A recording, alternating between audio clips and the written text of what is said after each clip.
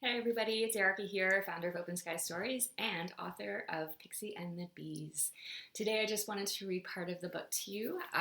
It is available for sale, website at openSkyStories.com, on my Etsy page, Open Sky Stories, and on Amazon. You can also order it, and I do encourage this from your local independent bookstores. Support those bookstores, keep them in business because we love going to them and buying lots of books.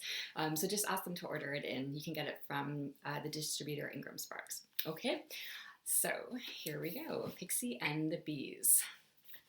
I just want to give a quick shout out to Brooklyn, the illustrator. She's absolutely brilliant illustrator, and not only that, but she's just a pleasure to work with. So thanks, Brooklyn. Once upon a time, in the not-so-distant past, there lived a pixie. She loved to play. She loved to laugh. She was happy. One day, while she was out picking wildflowers in a field, Pixie came across a swarm of angry bees. "What's the matter?" she asked. "Why are you so angry?" They turned and looked at her with narrowed eyes. They were buzzing so loudly the ground shook beneath them.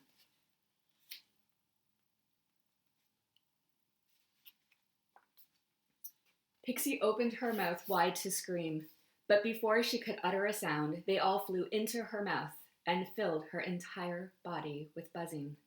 She gasped and fell backwards. She tried to spit them out, but they were too far down inside of her. She jumped up and down and tried to shake them out, but they hung on tight. She tried to plead them out, but they refused to leave. Not knowing what else to do, Pixie flew home, while the bees filled her body with buzzing.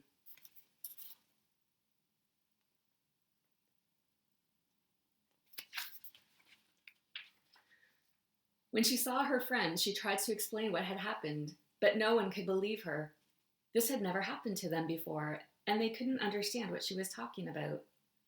Pixie stood as close to them as possible. "But this buzzing, can't you hear it?" They shook their heads. Pixie placed their hands on her chest. "But this buzzing, can't you feel it?" They shook their heads. Pixie went to her doctor. He looked in her mouth and saw nothing. He looked in her ears and saw nothing. He listened to her chest but could not hear the buzzing. He inspected her wings, checked her dust supply, and measured the points of her ears.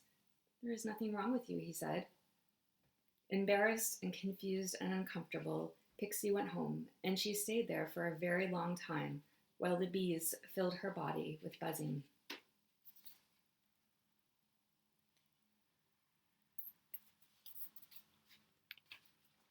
They buzzed in her ears, making it hard to listen to anything else. They buzzed in her chest, making it tight and hard to breathe.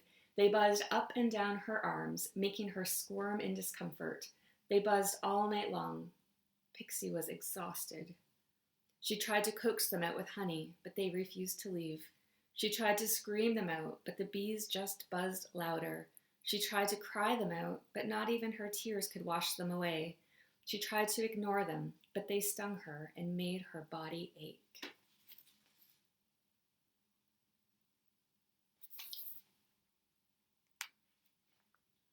Everything felt harder. It was too hard for her to be with her friends. They couldn't understand what was wrong with her and why she was always screaming and crying and tired. It was too hard for her to focus on anything else. She didn't want to play. She didn't want to laugh. Pixie was very unhappy. So she stayed home for a very long time while the bees filled her body with buzzing.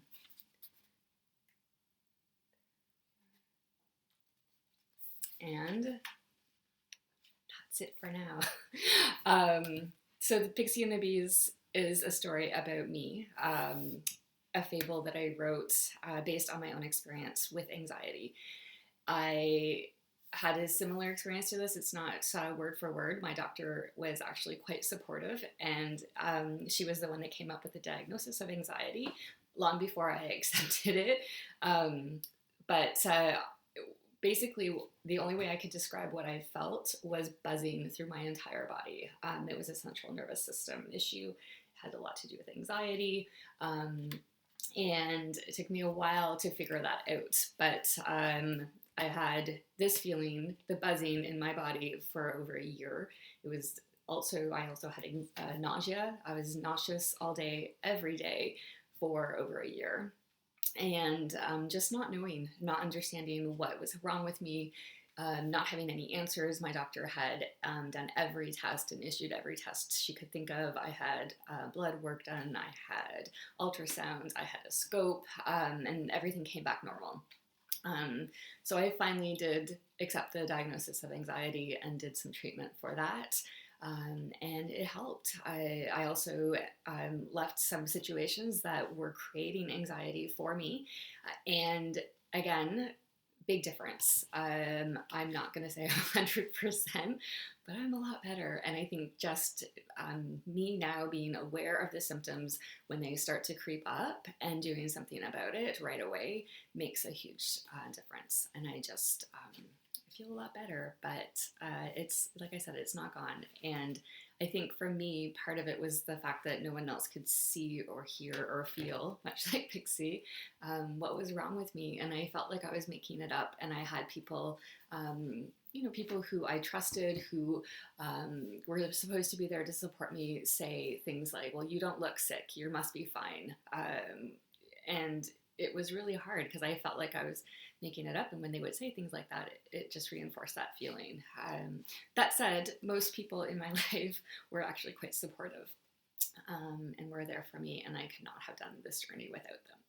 So I'm not sure if any of you might be able to relate to this, but if so, consider purchasing Pixie and the Bees and find out how Pixie managed to turn her life around a little bit.